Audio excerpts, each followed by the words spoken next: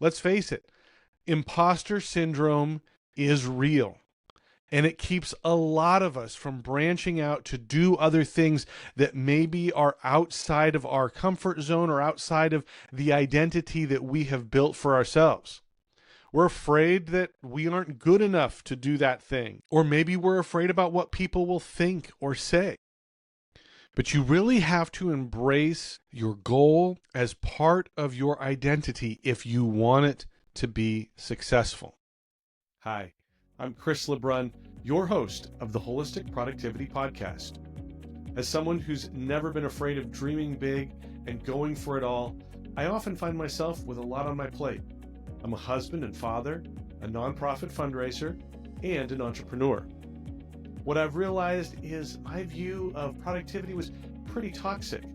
After decades of believing that in order to do more, you had to work harder, I began to see productivity as this beautiful thing. Holistic productivity is the idea that you can accomplish your professional, personal, and purpose-driven goals in a healthy way, and doing so will make you happier and more fulfilled. Join me each week as we break down myths about productivity, share practical tips for maximizing your time, energy, and focus, and hear from others about their productivity journey. This is the Wholistic Productivity Podcast. Hello and welcome to episode number 14 of the Wholistic Productivity Podcast. My name is Chris LeBrun. Thank you so much for being here. It means a lot to me that you are investing in your productivity, in your goals, and just so grateful that you are here. Hopefully you are finding some benefit from the show, that you are seeing how this can work in your life, how you can be more productive, how you can reach the goals that are important to you. And so that is what this is all about. If you have not subscribed to the show, take a minute right now and do that. Like, follow, subscribe, whatever it looks like on your favorite podcast platform. That will just make sure that you get these episodes as soon as they are released. So that is a great thing to do. I want to start off today with a story. I live here in Maryland, right near Washington, D.C., and was down at a Nationals game not too long ago. They played the Texas Rangers. Love baseball. As you can see, I am a big Red Sox fan, and so what did I do? I wore my Red Sox jersey and my hat to the Nationals game while they're playing the Rangers. I know that's probably a little bit weird, but I'm standing there in line to get food, and a guy comes up to me. He's like, "Oh man, love the jersey." He was wearing a Nationals jersey, but he's like, "I love the jersey. I'm coming next month to see all 3 games. Are you coming?" And I was like, man, we're out of town." Then after the game, we're going back home. We're on the metro, and not one, but 2 guys come up to me, and they're like, "Oh man, great jersey." They were wearing Red Sox gear as well. We're fist bumping. We're talking smack about beating the Yankees the night before. They see my wife's hat. She's a Yankees fan. Don't get me started on that. But so we're talking smack to her, and like we're bonding over this Red Sox gear at a Nationals Rangers game. So why do I do that? Why do I wear the jersey? First of all, why do I have these interactions with complete strangers? Because that's part of who I am. I am a Red Sox fan. It is part of my identity. And that's what we're talking about today. We're talking about identity. So my question for you today is, what is your identity? Now, it might seem easy, but as you start to think about it, it may be a little bit more complicated. How would you answer that question? What is your identity? Well, you might say, "Well, I'm Becca's mom," or "I'm an intern," or "I'm a fill in the blank," Whatever you thought of, I can guarantee you it only tells part of the story. So what if I ask the question this way? What is your identity at work? Now it becomes a little bit more clear. I'm a marketing assistant. I'm a mid-level manager. I'm the guy who always comes in with Dunkin' Donuts every morning. We see a lot of people who struggle with identity after they retire or after they lose a job. Sometimes it's the title or the perks that maybe came with that title, but a lot of times it's more than that. It's deeper than that. It's the coworkers, it's the camaraderie, it's the friendships, it's the structure. Even if they didn't like that structure when they were there, right? It's the purpose that your job gives you. Now let me ask this. What's your identity at home? Are you a wife and mother? Maybe you're the lawnmower and gardener. You're the vacation planner. We're coming into the summer season here, so that's important, right? Parents also struggle a lot with their identity as kids get older and start driving themselves places, or maybe they go off to college and now there's empty nest syndrome. When we start looking at our identity for our purpose-driven part of life, it becomes even more complicated. And all of us have multiple identities. I am a nonprofit fundraiser. I'm a father of two, a husband of one. I'm a productivity coach. I'm a marketing and communication professor. I'm a Christian. I'm a good friend. I'm a New Englander. I'm a sports fan.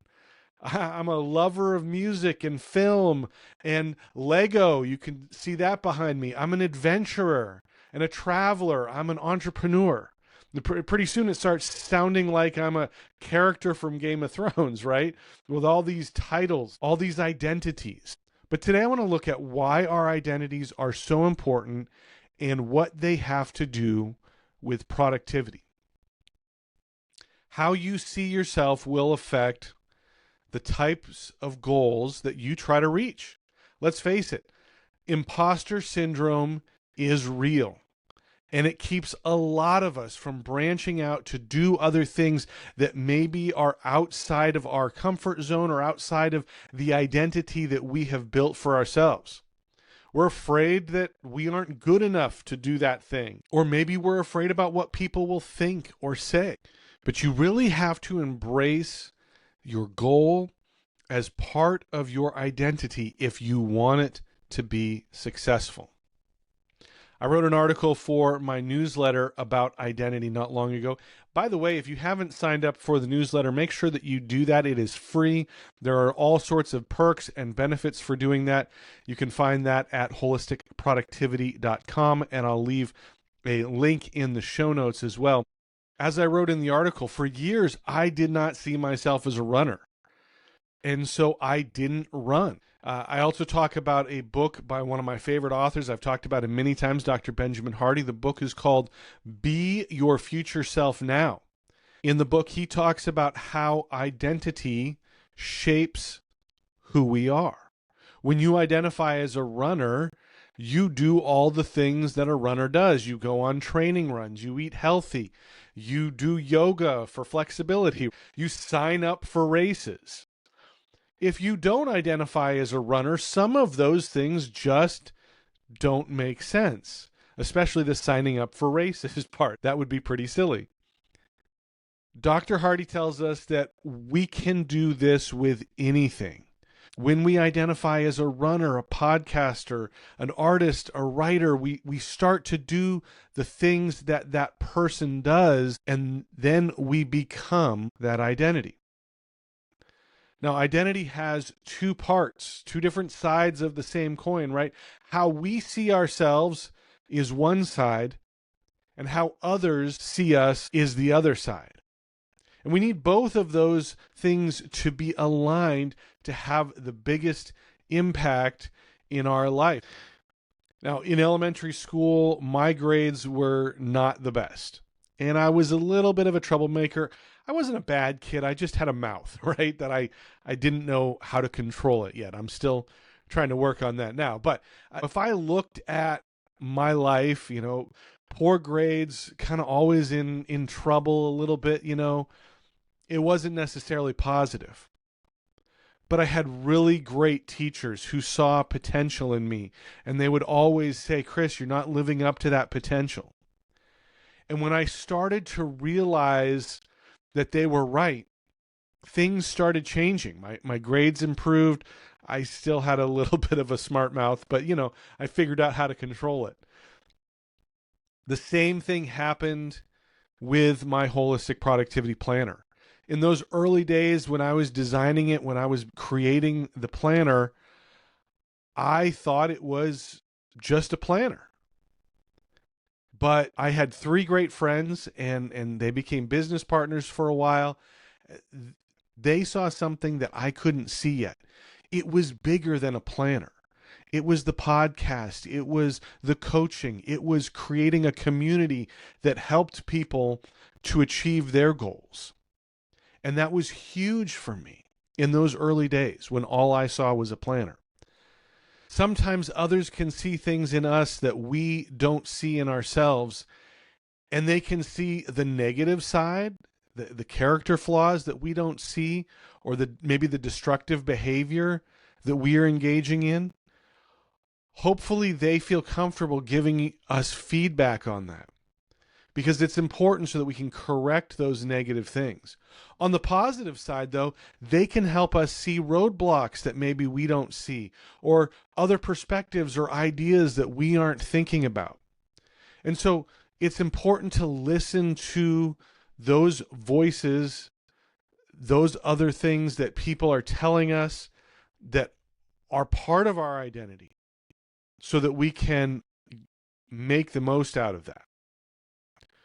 Who sees us is an important part of that equation.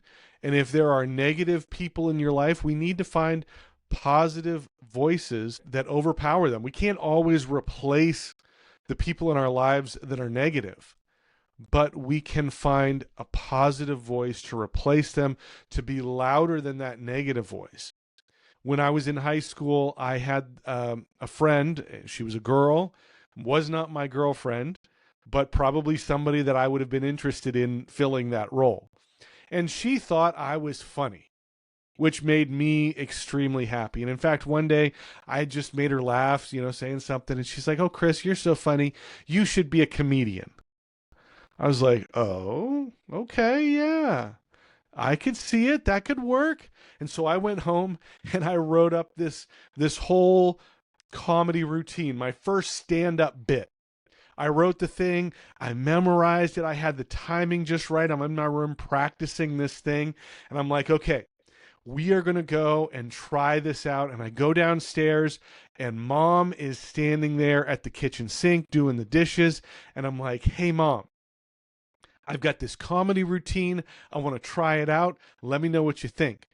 And so I launched into the thing, and man, I'm telling you, I did it perfect. The timing was absolutely spot on. I paused for just the right amount of time after the punchlines. It was perfect. And my mom's standing there washing the dishes, and I get done, and I said, "So, Mom, what did you think?" And she's like, "Oh yeah, that was nice." Now, let me be clear. Mom was not being negative. If I'm being honest, she's not really the connoisseur of stand-up comedy, so she doesn't know the genius that she had just heard, right? But it wasn't her thing. And she was trying to be supportive, but I went away and I was like, okay, I guess I'm not going to be a stand-up comic. I don't tell that story because I'm, scarred by my mother killing my dreams or anything like that. But it did impact my decision to try to be a stand-up comic. I never thought about it again. And I let that one experience from somebody who meant something to me, but probably didn't know what she was hearing or what she was listening or was supposed to do, influence my vision of my identity. And I'm glad I wasn't a stand-up comic. That's a tough life. It's probably not the life that I wanted to have. I like my life now. But we can do that with so many things. We can let people who don't know influence us and keep us from going after our dreams. So make sure that you're listening to the right people, that you're listening to the right voices. And if you have an identity that will help you reach your goals, go after that. Make that a part of who you are so that you can accomplish your goals. So let's recap what we've talked about today. Look, identity is a complicated and powerful thing. Identity creates community and connections, like Red Sox fans coming together at a Nationals game or on the Metro. There are many different parts to our identity that encompass our professional, our personal, and our purpose-driven goals and area of life. Our identity can cause us to embrace new things, things that our old identity wouldn't do. When we're a runner, we run. When we are a writer, we write.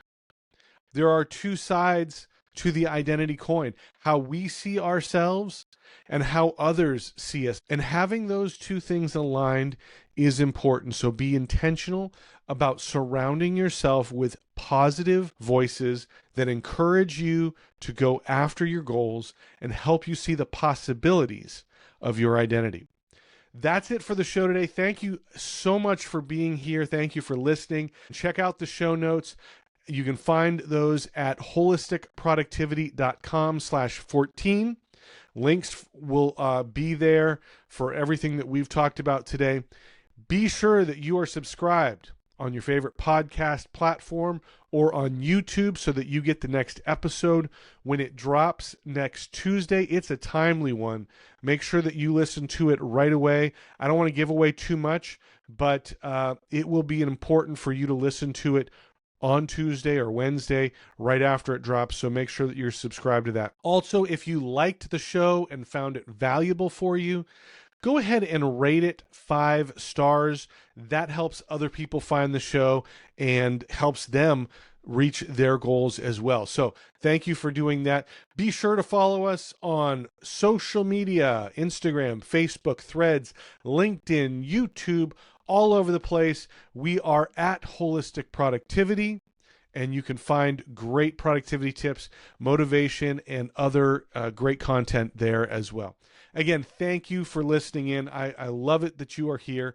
As always, my goal with this show is to help you dream big, plan smart, and live fully.